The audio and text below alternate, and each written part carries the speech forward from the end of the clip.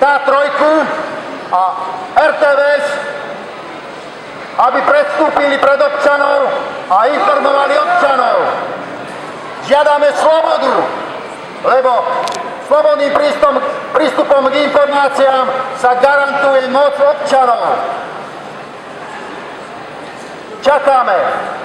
Chceme slobodný prístup k informáciám, aby každý vedel, aké zločiny sa tu páchajú.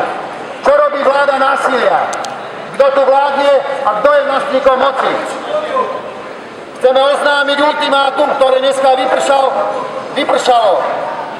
A Gašparko to nerešpektuje. Nerešpektuje vlastníkov moci.